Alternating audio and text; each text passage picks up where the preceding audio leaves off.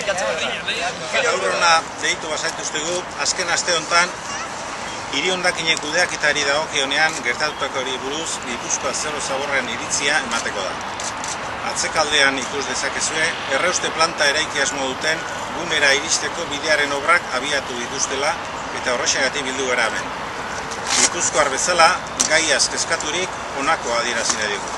Bat, San Marko komunitatean azken asteotan gertatzen ari diren mugimenduak, Lasarte Horia eta Urnietako ordezkaritzak aldatzea salatu nahi ditugu.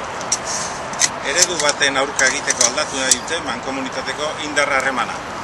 Atesatekoaren aurka egiteko eta erraustegiaren alde. Atesatekoaren emaitza honei ematen dioten erantzuna da, Usurbil, Hernani eta Oiartzunen martxan dagoen atesateko bilketa eredua beste herri askotarako baliagarri izan daitekela ikusi dute. Eurek bosgarren edukientzaren aldeko apustua egiten dute, itxura berdea emateko balio dietelako, eta batez ere erraustegi planta eraikitzea bermatzen duelako. Baina atesateko bilketa egiten duten herriekin alderatuta, haien birziklatze mailak lotzagarria dira. Datuak ikusirik, Usurbilek 6.000 biztanle izan da, hilero 90 tona organiko biltzen ditu. Eta bosgarren edukintziarekin Gipuzkoan ari diren herri guztien artean, 98.000 biztanle izanik, 70 tona osta biltzen dituzte. Aipatzen ari gararen hildutik, Debagoienako mankomunitateak ere hondakinak atez-ate biltzen hasteko erabakia hartu du. Ereduaren arrakasta erakusten du honek eta itxaropena helarazten digu, Gipuzkoan halako erabaki gehiagok Zero Zabor ideian oinarritutako hondakinen kudeaketa baten aukera egikaritzen dutelako. Zorionak eman adizkegu Debagoieneko arduradunei eta herritarrei. Erraustegi osikorik gabeko hondakinen kudeaketa bat posible dela egunero erakusten dugu 36.000 gipuzkoarrok eta epe motxean askoz gehiago izango gara. Gipuzkoa osoan zaborra 120 gutxitzea eta materia organikorik gabeko errefuxaz osatua egotea posible da epe motxean. Horretarako behar den bakarra erabaki politikoa hartzea eta tokian tokiko plangintza zehatzak lantzea. Baina mugimendu guzti hauen arrazoi nagusiena erraustegia kosta la kosta egin nahia edo beharra da. Salduta daukatelako dagoeneko hasieratik. Ideia bera eta proiektua lobiaren neurrira egina dago eta ejekutatu beharra daukate. Eredu honetako agintariak korporazioak dira, energiakoak, eraikuntzakoak, elikadura distribuziokoak, osasunekoak, farmazeutikoak, kontsumo gaietakoak. Eta politikariak haien zerbitzura daude diru publikoa beren interesetara desbideratzeko. Gutxi batzuen interes ekonomikoak Gipuzkoar guztion osasunaren aurretik jarriz. Eta hori finantzatzeko udalerriak urte askotarako ekonomikoki baldintzatuz. Noren mesedetan ari dira lanean agintari hauek? Hainbat alderdi politiko, sindikatu eta talde ekologista eta udalek Usurbilgo ituna delakoa sinatu zuten joan zen martxoaren 12. Itunean foru aldundiari 6 urteko moratoria eskatzen diote. 6 urte eskatzen dizkiote teknologia tosikoak bazterrera utzi, Zero Zabor politika bat ezarri eta bestelako bideetatik zaborraren arazoari irtenbidea emateko. Gipuzkoa Zero Zaborrek moratoria aldarrikapen horrekin bat egiten du.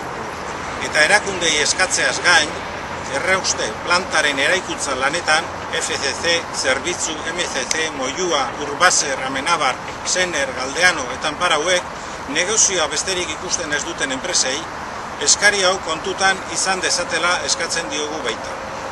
Hauek ere, Gipuzkoar guztion osasunaren gainetik interes partikularrak lehenesten dituzte. Mundu mailan bada inglesez Zero Waste esaten den mugimendua. Zero Zabor filosofia da, ahalik eta zabor gutxiena sortzea, sortzen diren hondakin guztia berrerabili edo birziklatzeko modukoak izatea. Gipuzkoa Zero Zabor taldeak ideia hori Gipuzkoan ere gauzatzea nahi du. Zerbait egin beharra daukagu hondakinekin. Mundua bezala Gipuzkoa ere zaborrez bete dugu. Gipuzkoa Zero Zaborrek Gipuzkoa Zero Zabor lurraldea izatea bilatzen du. Alegia, zabor isurketa zerora hurbiltzea nahi du. Krisi ekologiko globalaren testuinguru. Zabortegiak naiz erraustegia baztertzeko premia ere nabarmena da, bi azpiegitura horiek isurtzen dituzten gasak lurraren beroketan eragiten dutelako. Lurraren baliabideak mugatua dira, baina gizarte eredu hau mugagabea balira bezala ari da jokatzen. Sistema linealaren ordez, hau da, guztiatu, erabili, zuntzitu eta kutsatu, eskema daukan sistemaren ordez, sistema zirkularra, hau da, erabili, berrerabili, birziklatu, eskema daukan sistema esartzea bultzatzen dugu. Gipuzkoa zero zabor osatzen dugunok, erraustegia saiesteko hondakinen arazoa konpondu beharretik, hondakinen arazoa konpontzeko erraustegia saiestu beharrera pasagara. Erraustegiaren mehatxuari aurre egiteak, hondakinen arazoari begira jarri gintuen, hau konponduta erraustegia eraikitzeak galaraztekotan. Horrek, hondakinen arazoaren gakoetaz jabetu arazi gaitu. Hondakinen arazoa erraustegiaren mehatxua baino askoz zabalagoa da. Horri erantzun baten beharrak bultzatzen gaitu lanera. Erraustegiak egungo materialaren ekonomia linealean sakontzea ekarriko luke arazoa urte askotan luzatuz. Alabaina, zero zabor programa bat ezartzeak, bere helburu epe eta bermeekin materialen ekonomia zirkular baterako bidean harriko gintuzke arazoari osasuna, ingurumena eta ekonomiarekin bateragarria den irtenbidea emanaz. Gipuzkoarako zero zabor programa garatu, hau ezartzeko beharrezkoa diren urratsak zehaztu eta urratz horiek egin daitezen eragitea da Gipuzkoa zero zaborren helburu nagusia. Munduan bezala, Euskal Herrian ere, gero eta gehiago gara hondakinen arazoari irtenbide arrazional, osasuntzu, ingurumenarikiko errespetuzkoa eta gure ekonomia baldintzatu gabe onura sozial gehiago dituen modu baten bidez erantzuten ari garena.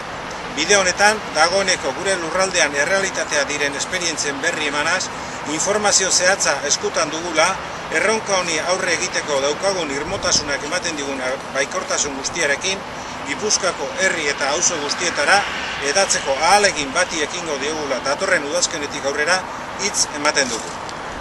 Besterik ez.